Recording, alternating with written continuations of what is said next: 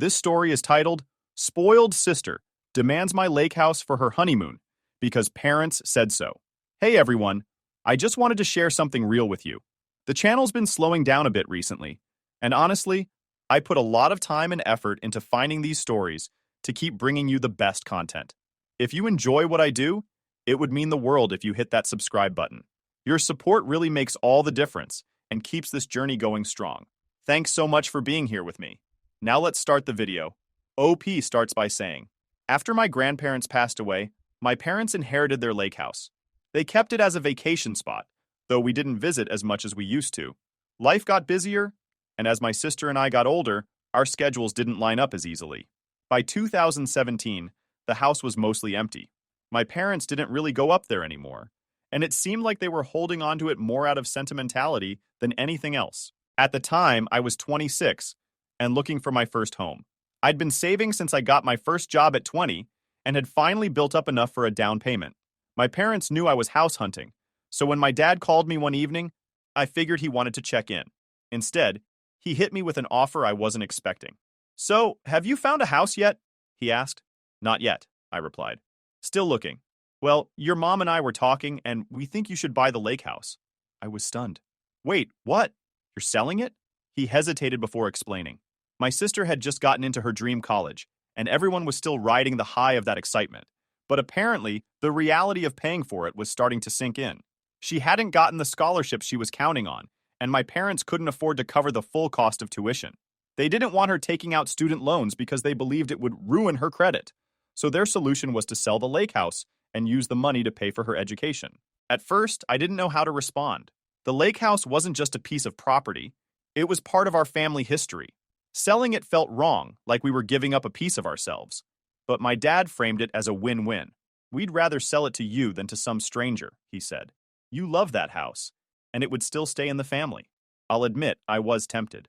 I had so many good memories tied to that house, and the idea of someone else owning it didn't sit well with me. But at the same time, it felt like I was being put in an awkward position. My sister's education was on the line, and they were making it clear that buying the house would be a way to help her. It wasn't just about the house. It was about stepping up for the family. I asked them why they couldn't sell something else or explore other options, but they insisted this was the best choice. It's just sitting there anyway, my mom added. You'd be doing us all a favor. After a lot of thought and some guilt tripping from my parents, I agreed. They sold the house to me at a family discount, though it still wiped out most of my savings. I told myself it was worth it.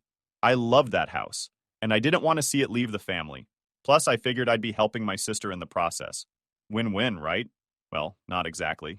The first few months after the sale were a whirlwind. The house needed a lot of work to make it livable year-round. The plumbing was outdated, the roof had leaks, and there was no internet, which was a huge problem for me since I work remotely in IT. I spent almost every weekend at the hardware store and every evening watching YouTube tutorials to figure out how to fix things. My dad helped with a few of the bigger projects, like replacing the roof, but most of it was on me. It was exhausting and expensive, but it was also satisfying to see the house come together. By the time I officially moved in, it didn't feel like a vacation house anymore. It felt like my home. I put my own stamp on the place. Fresh paint, new furniture, and a few modern upgrades like a smart thermostat and better lighting. It wasn't perfect, but it was mine, and that made all the difference. Living at the lake house full-time was a big adjustment. For one thing, it was a lot quieter than I was used to. Growing up, the house was always filled with people, family, friends, and sometimes even neighbors who'd drop by for a barbecue. Now, it was just me. The silence was eerie at first, but over time, I grew to love it. There's something peaceful about waking up to the sound of birds instead of car horns and falling asleep to the gentle lapping of water against the shore. I developed new routines, like having my morning coffee on the porch while watching the sunrise or taking evening walks along the lake. On weekends, I'd fish off the dock or take the canoe out for a paddle. It wasn't the most exciting lifestyle, but it was exactly what I needed. After years of working in the city and dealing with constant noise and stress, the quiet felt like a blessing. But even as I settled into my new life, I couldn't shake the feeling that my family still saw the house as theirs. My mom would occasionally call and say things like, "It's so nice that you get to live there rent-free," as if I hadn't paid for the house with my own money.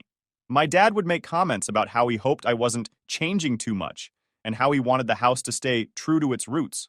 At first, I brushed it off.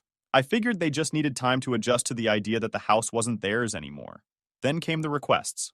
My parents started asking if they could use the house for weekend getaways, or if my sister could bring her friends up for a short trip.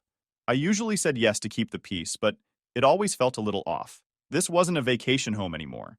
It was my home, and yet they acted like I was just borrowing it from them. By 2019, the house had become more than just a place to live. It was where I'd built my life, and I was proud of what I'd accomplished. That's when Taylor, my significant other, moved in. We'd been together for a while, and moving in together felt like the natural next step. Taylor loved the house as much as I did, and having someone to share it with made it even better. We started working on little projects together, like planting a garden in the backyard and building a fire pit by the lake. We'd spend evenings sitting by the fire, roasting marshmallows and talking about our future. It felt like the kind of life I'd always wanted. Simple, peaceful, and full of small joys. Taylor also helped me see the house in a new light. While I'd been focused on preserving its history, Taylor encouraged me to make it more personal. We hung up some of our favorite photos, added a few quirky decorations, and even painted the front door a bright blue. It was a small change, but it made the house feel uniquely ours. Around the same time Taylor moved in, my sister announced her engagement. She'd been dating Mark, her college boyfriend, for a couple of years, and everyone in the family loved him. My parents, especially, were over the moon. My mom immediately started talking about wedding plans, and my dad was already figuring out how to help pay for it. The engagement was all anyone in the family could talk about. Every phone call, every group chat, every holiday gathering. It was all wedding, all the time. I didn't mind, though. My sister seemed genuinely happy, and Mark was a good guy. I agreed to be part of the bridal party, and Taylor and I even started looking for nice gifts to give them. At first, everything seemed fine. The wedding was originally planned for 2020, but like a lot of things that year, it got postponed. My sister rescheduled it for December 2021, and everyone was relieved to have something to look forward to. I thought we'd finally reached a point where the lake house drama was behind us, but I couldn't have been more wrong. Looking back, there were signs that my family hadn't fully accepted the fact that the lake house was mine. My mom still referred to it as the family lake house, and my dad would occasionally drop hints about how much they missed going up there. I tried to ignore it, telling myself that they didn't mean anything by it, but deep down, I knew it was only a matter of time before this became a problem again. By the time my sister's wedding planning kicked into high gear, I started to feel like I was walking on eggshells around my family. My parents' focus on my sister was as strong as ever, and I knew they'd do anything to make her happy. What I didn't expect was just how far they'd go, and how much they'd ask of me. A few weeks before my sister's wedding, I was sitting on the porch with Taylor, enjoying a quiet evening. Life at the lake house was peaceful, and I thought the wedding chaos was happening far enough away that it wouldn't reach us. My parents were busy helping my sister finalize everything, and I assumed my role in the bridal party was all set. Then I got a call from my sister that completely blindsided me. At first, the conversation was normal enough. Small talk about the wedding, how excited she was, and a few comments about how much work still needed to be done. Then she casually dropped the question that turned everything upside down. "So," she said, "where are you and Taylor staying for the 2 weeks after the wedding?" I frowned, confused. At home? Why?" She sighed, like I was being dense. "That's not going to work. Mark and I will be staying at the lake house for our honeymoon." For a second, I thought I'd misheard her. "Wait, what? You're staying where?"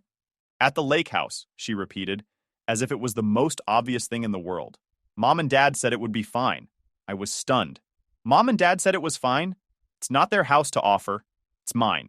She brushed that off like it didn't matter. "It's perfect for a honeymoon. It's private, romantic, and we won't have to spend money on a hotel.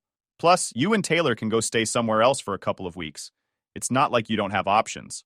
I couldn't believe what I was hearing. "You're asking me to leave my own home for 2 weeks so you can have a free honeymoon? Are you serious right now?" Her tone shifted, becoming defensive. "It's not a big deal, Michael. We're family. You've had the house for years. Can't you do this one thing for me? It's my wedding." I took a deep breath, trying to keep my cool. "Number, I'm not leaving my home so you and Mark can stay here. If you want a romantic honeymoon, book a hotel like everyone else." That's when she started guilt-tripping me. She went on about how her wedding wasn't going to be exactly what she'd dreamed of because of all the delays, and now I was making it worse. She said I was being selfish and ruining her special time. When that didn't work, she got angry. "Fine," she snapped. "If you're going to act like this, I'll just take you out of the bridal party." I shrugged. "Do what you need to do." That seemed to throw her off. She was expecting me to backtrack, but I didn't. After a few seconds of silence, she hung up. I sat there staring at my phone, half expecting my parents to call next. And sure enough, they did. My mom was the first to call, and she wasted no time getting straight to the point. "What's this I hear about you refusing to let your sister use the lake house for her honeymoon?" she demanded. "Mom, it's my house. She didn't even ask me. She just assumed she could stay here. That's not how this works. It's the family lake house," she snapped. "We've always shared it, and it's not like you'd be giving it up forever. It's just 2 weeks. Why are you being so difficult?" I could feel my frustration building. "It's not the family lake house anymore. You sold it to me in 2017, remember? I paid for it, and I've been living here ever since. You can't just decide who gets to stay here." "She's your sister, Michael," my mom said, her voice dripping with disappointment. "She didn't get the wedding she wanted, and now you're ruining her honeymoon too. Don't you want to make her happy?" "No, Mom," I said firmly. "I don't think it's my responsibility to give up my home so she can have a free honeymoon. That's insane." She didn't have much to say after that, but I could tell she was fuming. She hung up, and a few hours later, my dad called. His approach was less emotional, but just as frustrating. "Michael, your mom and I think you're making a mistake," he said. "This is about family. Your sister deserves this after everything she's been through." "Dad, I've already done plenty for her," I replied. "Do you remember why you sold me the house in the first place? It was to pay for her college tuition. I've already helped her more than enough." "That was years ago," he said, brushing it off. "This is different. It's her wedding. You're not going to let her down over something as small as this, are you?" "Small? You're asking me to leave my own home for 2 weeks. That's not small, Dad. That's a huge ask, and it's completely unreasonable." He sighed heavily. "I just don't understand why you're being so stubborn about this." At that point, I was done. I'm not being stubborn. I'm setting a boundary. This is my home, and I'm not letting anyone tell me what to do with it. The next day, my sister texted me to let me know I was officially uninvited from the wedding. She accused me of being selfish and trying to ruin her happiness. According to her, I was the reason she couldn't have the honeymoon of her dreams. I didn't bother responding. What was the point? She'd made up her mind, and nothing I said was going to change it. Taylor was just as frustrated as I was. "I don't understand how they don't see how ridiculous this is," she said. "It's your house. You shouldn't have to explain yourself." She was right, but that didn't make it any easier. My parents kept calling, alternating between guilt-tripping and outright shaming me. They made it clear that they thought I was in the wrong, and nothing I said could convince them otherwise. It was exhausting, but I refused to back down. I wasn't going to let my family guilt me into giving up my home. The days following my sister's announcement that I was uninvited from her wedding were tense, to put it lightly. It wasn't just the silence from her that got to me. It was the barrage of calls and texts from my parents. They seemed determined to break me down, hammering the same points over and over like a broken record. According to them, I was selfish, inconsiderate, and worst of all, a bad brother. Every time my phone buzzed, I felt my blood pressure spike. My mom's messages were the worst. She would start with something like, "I'm so disappointed in you," and then launch into a guilt trip about how my sister had already been through so much with the delays to her wedding. It always ended with some variation of, "Can't you just do this one thing for her?" My dad wasn't much better. He left a voicemail one evening that nearly made me throw my phone across the room. "Michael," he said in his most serious dad voice, "this is about family. Your sister deserves to have her special moment, and you're the one standing in the way. I hope you think long and hard about what kind of brother you want to be." I didn't bother calling him back.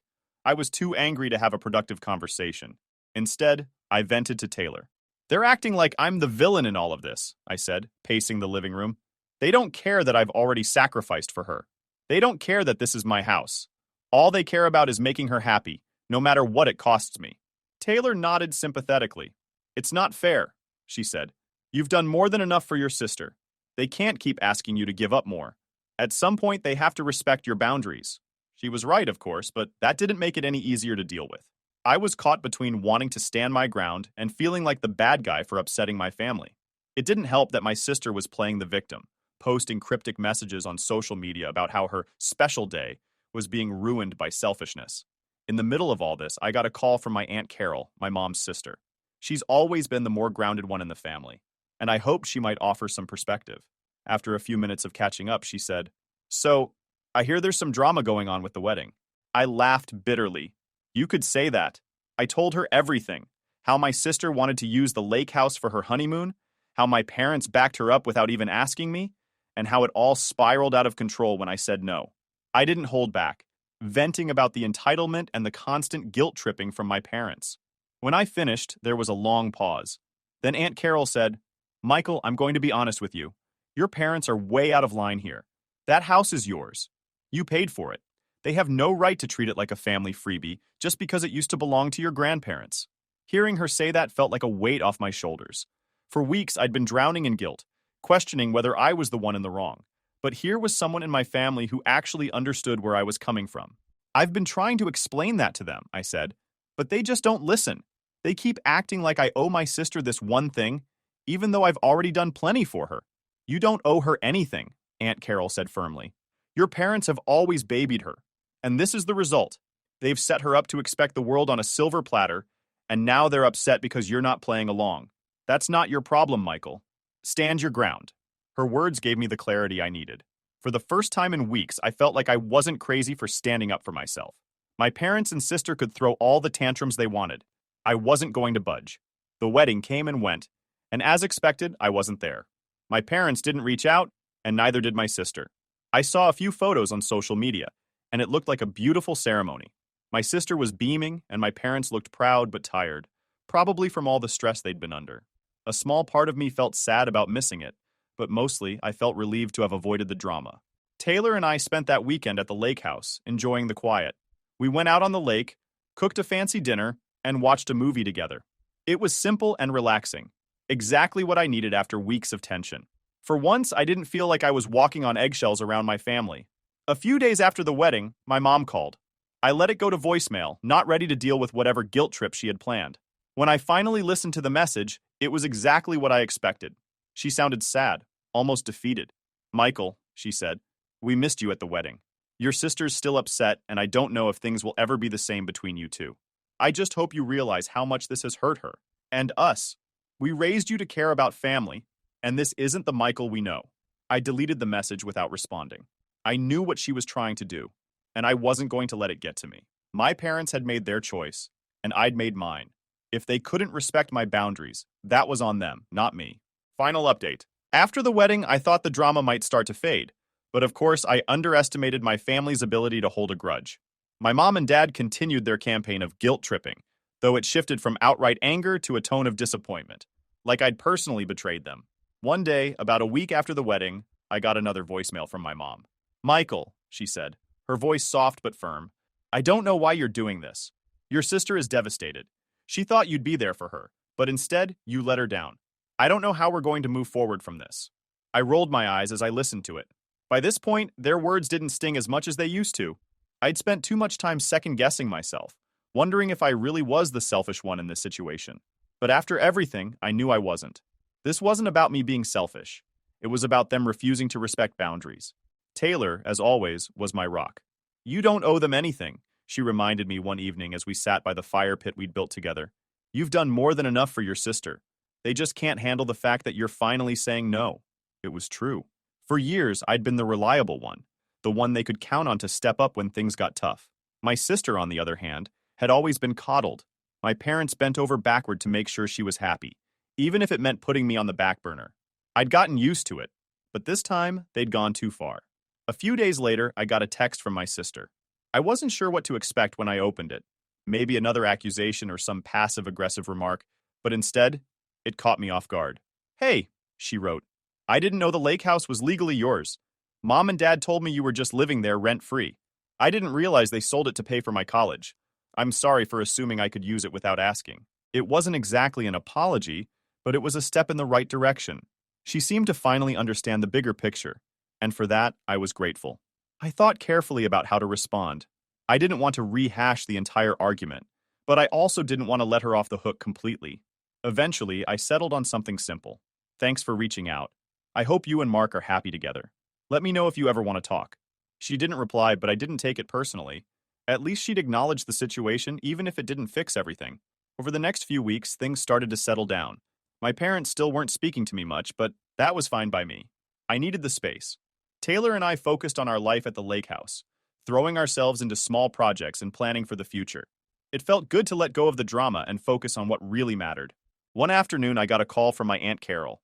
"How are you holding up?" she asked. "Better," I said. "I think things are finally calming down." "I'm glad to hear that. she said. Just remember, you're not the bad guy here. Your parents and sister might not see it yet, but you've done the right thing by standing up for yourself. Don't let them make you doubt that. Her words stuck with me. For so long, I'd been so focused on keeping the peace that I'd ignored my own needs. But this situation had forced me to draw a line, and for the first time in my life, I didn't feel guilty about putting myself first. Looking back, this whole ordeal taught me a lot about boundaries and self-respect. My family may never fully understand my perspective, and that's okay. What matters is that I've finally learned to stand my ground. The lake house is more than just a house. It's my home. It's where Taylor and I have built our life, and I'm not going to let anyone take that away from me. I don't know what the future holds for my relationship with my parents and sister. Maybe things will improve over time, or maybe they won't. Either way, I'm at peace with my decision. For now, I'm focusing on the life Taylor and I are building together. It's not perfect, but it's ours, and that's enough.